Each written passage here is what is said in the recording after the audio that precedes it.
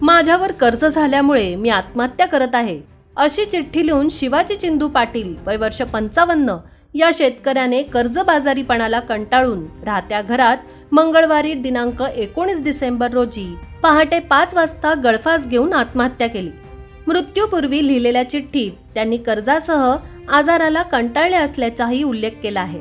धानवड येथे शिवाजी पाटील यांची शेती असून त्यासाठी त्यांनी विका सोसायटी व खासगी कर्ज घेतलं होतं। त्यात यंदा पाऊस कमी झाल्याने व कापसाच्या पिकावर परिणाम होऊन उत्पन्न कमी झाल्याने गेल्या 7 ते 8 दिवसांपासून कर्ज कसं फिटणार या विवंचनेत ते होते।